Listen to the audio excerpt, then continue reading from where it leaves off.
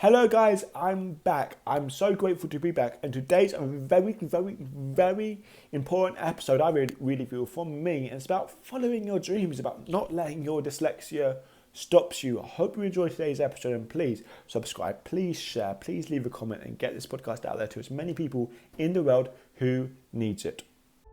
So the big question is this: how can dyslexics like us create a place, a community, a tribe where people at any stage of life can come and solve any challenge, amplify their strengths, and ultimately help them become who they were meant to be, or in other words, conquer their dyslexia? That is the question, and this show is the answer. My name's Theo Goff, and welcome to the Conquering Dyslexia podcast.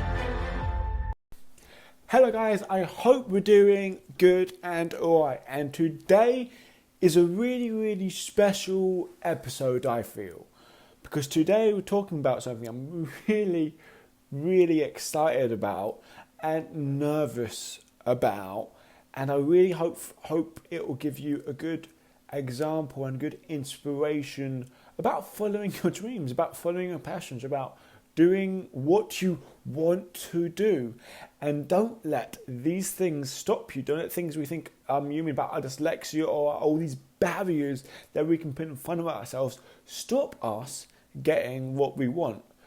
Basically, what I'm referring to, and part of the reason why I haven't been as consistent as I would like on this is because I finally found out the dates that I'll be traveling to Thailand and for teaching English to a class, me being the whole teacher to a class of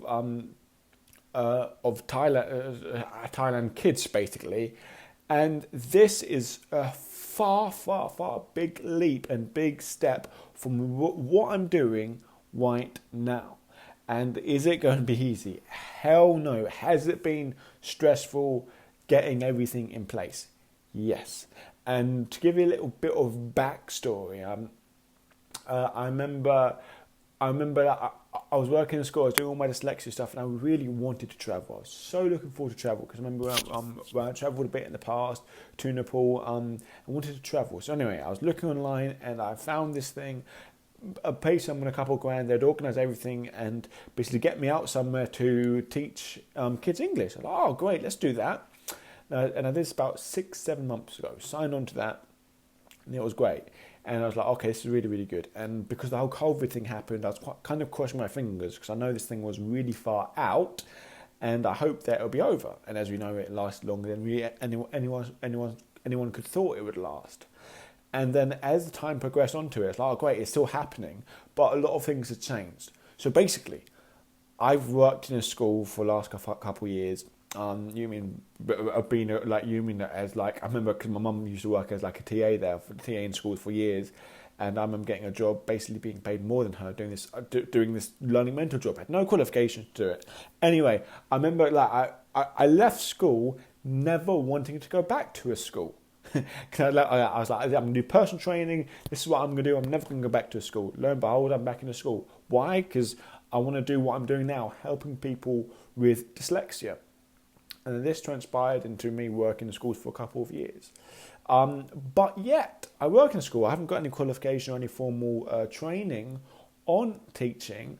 And now I'm basically now I've started my what they call it a TEFL course. TEFL course is basically how you can teach kids in other languages, other cultures, English. I'm learning so much about teaching. So basically, it's a fast track to how to become a teacher in another language to teach a specific subject. I was like, okay, great. But here's the thing. When I went to Nepal, I took over this other English teaching class, and the kids there, these were like the kids at the top of the whole school, from a couple of different year groups, they could read and write better than me. And yeah, I was teaching them English, and yeah, it was funny situations, and I kind of had to make things up. But yeah, I kind of muddled my way through it. But here, obviously there's the challenge of reading and writing, and obviously it can be even scary focusing on it and scary doing it, but I'll not let them stop me. But anyway, because all this course, COVID happened, and this course went online, And it was like, okay, it's gone online. And I got like 2 more. So like, oh, it's a bit worrying because I know I had my job and I know I was doing all this like, stuff in my dyslexia, conquering dyslexia. I was like, okay, how do I fit it all in? And I was asking for accommodations about dyslexia. Now, from this up to this point, I've never ever mentioned I had dyslexia before. Why? Because one, they didn't ask, and two, I didn't feel it was relevant. And it's like, oh, you got dyslexia, you should have told about it sooner. Anyway, he contacted his people, Thailand people, and anyway, so they're like, okay, we never dealt with someone with dyslexia before, we'll put you on this completely new plan. I was like, look, I signed on to this. I know my capabilities. I understand because you may not know, you may understand how dyslexia can have such a stigma to it, and because they listened to me before, they liked me and thought I was good at talking or whatever. And there's this new plan. I was like, look, I wish I never said anything because all I wanted was a few accommodations for the course. I ain't got no accommodations for the course, but it changed my whole plan. So basically, the idea is, okay, I'll go to the country. If I'm successful with the course, if I can do all these things, I will be able to be in a classroom and be a supporter for like 4 weeks. And if they like me there, they'll put me in a real class. Now, I was very annoyed when they said this. But now I use this all as fuel. Because now I'm thinking, because now I've got the textbook, now I'm doing the course. I was like, you think that you're unsure if I can be able to teach kids English. I'm going to show you and be the best teacher you've ever had in that school. And that's my attitude going in, to really work hard at it and really learn it and really master this. I'm so skillful when I go in there. I can teach these kids and make them learn so much faster than anyone else has been there, to prove these people wrong. And I'm not doing this because I have anything against them at all. Are they right for doing these things? Of course. Because you have to remember, like, as dyslexics, we're very good at understanding where people come from, like understanding what it's like for them shoes. This person, who's running this whole thing, has a reputation to uphold. Doesn't want stupid people coming in from foreign countries and got these disabilities because he doesn't know what dyslexia is. He hasn't fully experienced it. So he's got these disabilities, and basically he's got this reputation. And basically, the parents are paying the school, because it's a private school, to teach the kids from English from a foreign language, from a foreign country, to get the full experience. So he's got a lot of expectations to uphold. And yet, if he doesn't know what dyslexia is, and he knows that dyslexia is a learning disability, he may know a bit about it, then he's doing the right thing from his standpoint. But I know me, and I know how I work, but he doesn't know me. That's completely fine. So there's nothing against him. It's against who I'm capable of. And basically, I remember going, like, before things were finalised, I remember being so scared that they think they won't accept me because I've got dyslexia. So scared. And I was like, if they're not going to accept me, I'm going to fight. I'm going to fight to the bitter end. I was like, no one's going to sort of like say what I can and what I can't do because of my dyslexia. And I was literally, so if it did come to that, I would do anything. And that all came from like the attitude was, so because I teach all this stuff, you know what I mean? Sort of like I'm about saying no one defines your dyslexia, can say what you can and what you can't do. Only you can do that. And that I had to okay, let's put this to this test. Let's see what I can do.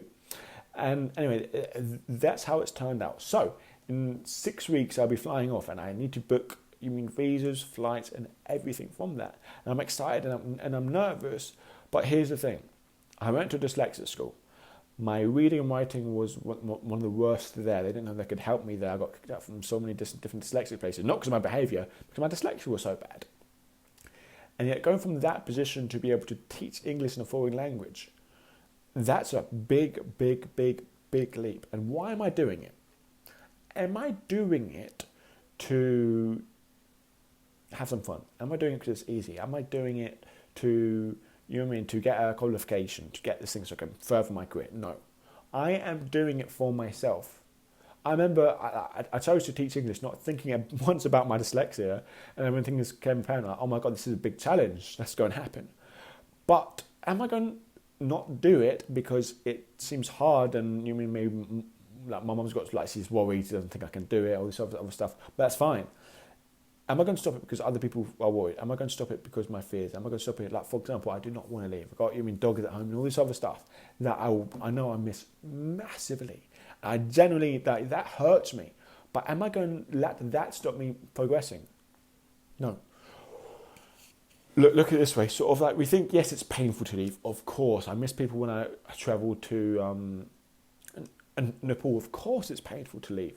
Of course, it'll be painful. But what's going to be more painful? Staying where you are for the next couple of years and not moving, or moving and having to say goodbye to some people, and then being at a certain place. Because like, if you could imagine, okay, in 5 years' time, I could say bye to people, but imagine what sort of life I could live compared to not moving. And I always focus on that because I remember like going to Nepal. Of course, that was 3 months. Of course, I miss my family. Of course, I miss my dogs. But then when the trip's all so over and said and done, when I look back on that, I don't remember the times I missed someone. I remember the times where was enjoying it, when I learned something, when I had an amazing experience. That's the times I remember. And so that's really what we got to go moving forward. You don't remember a holiday, a trip, a vacation by the people that you missed. You remember it by the experiences that you had. So like that's the sort of thing that drives me and moves me forward. Now the purpose of this, obviously I'm really excited about this and I'm learning so much about English and I want to take you on this journey. I want to, this is like one of my priorities is carry on doing these things. Because take you on a journey, because I can look back on this and in 5 years time, you can be listening to this like, oh my God, this is so cool. Who knows what's going to happen in 5 years? It's a 6 months course. Who knows what's going to happen after 6 months? But I want to take you on the journey because one, like good memory, and number two, to be an example to you of what's possible. That dyslexia does not have to stop you doing anything. Diagnosed one of the worst dyslexics in England by the diagnosis.